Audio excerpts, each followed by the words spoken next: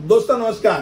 कानूनी बात बताने वाले मेरे YouTube चैनल में आपका स्वागत है। आज का विषय सार्वजनिक ट्रस्ट बनाम सोसाइटी, इसकी एक तुलना हम आज करने जा रहे हैं। पहली बात, सामाजिक ट्रस्ट, पब्लिक ट्रस्ट और पब्लिक ट्रस्ट एक्ट 1882 के तहत चलता था।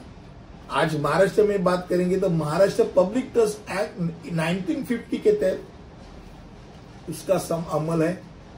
अगर सोसाइटी की बात करें तो सोसाइटी रजिस्ट्रेशन एक्ट 1862, तब से जाके आज तक सोसाइटी का एक्ट वैसे का वैसा ही है। थोड़ा बहुत बदलाव छोड़े तो वही है एक्ट। अब सार्वजनिक ट्रस्ट का सार्वजनिक, धार्मिक या धर्मार्थ उद्देश्य के लिए स्थापित किया हुआ एक रचनात्मक ट्रस्ट है। इसमें मंदिर है, मठ है, वफ है, चर्च है, आराधनालय है, अग्यारी है, ऐसे सार्वजनिक धार्मिक पूजा के अन्य स्थान है या तो धर्मादाय के लिए कोई भी चीज उसमें शामिल है। और धर्मादाय बंदोबस्ती में अगर सोचा जाए तो अलग अलग इंस्टीट्यूशन आ जाते, कलात्मक संस्था आ जाती है, क्रीड़ा की संस्था आ जाती है, विज्ञान की संस्था आ जाती है, अलग अलग चीज, लाइब्रेरी हो, स्कूल हो, कॉलेज हो, ये सब इसमें आ जाती है। और ये एक समाज का गठन है। सामाजिक कार्य के लिए ये एक साथ जुड़े हुए, किसी एक ट्रस्ट के जरिए जुड़े हुए, इसलिए वो सार्वजनिक ट्रस्ट बनाया गया।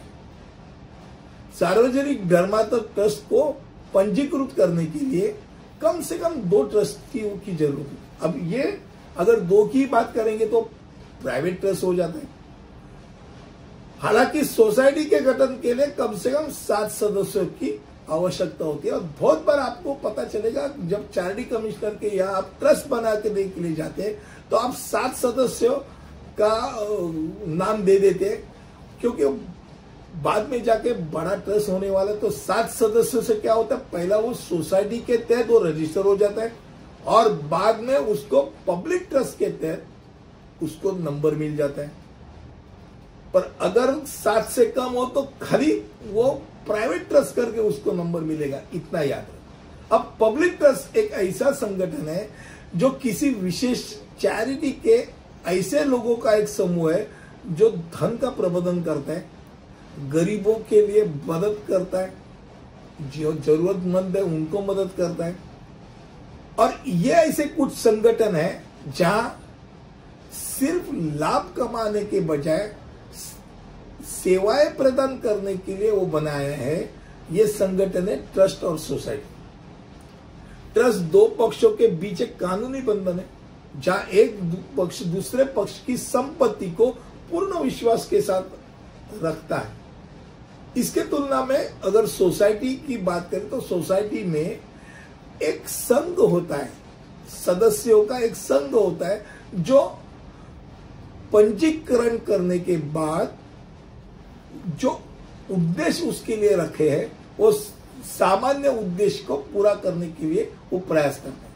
अब ट्रस्ट की लाभ की बात करेंगे तो ट्रस्ट का स्थापना अधिक लोगों की आवश्यकता नहीं, 2 से भी काम हो जाता है, धन का दुरुपयोग कम हो जाता है, ट्रस्ट की गोपनीयता और नियंत्रण बरकरार रहती है, समय की अवधि में आंशिक रूप से संपत्ति जारी करना आसान होता है, कर राशि का बोझ कम होता है, यानी लागत की बचत एक अच्छा विकल्प है, समय की बचत हो जाती है, बोर्ड के सदस्य की व्यवस्था और पुनः व्यवस्था करने के लिए चेंज रिपोर्ट बहुत कठिन बात नहीं है, और इसके सिवा बहुत कुछ एडवांटेजेस होते हैं। अब उसमें नुकसान भी कुछ है।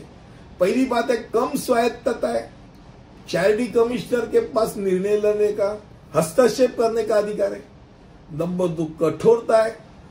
ट्रस्ट अगर आप बोलते हो तो सिर्फ दान उद्देश्यों के लिए बनाया जा सकता है। आप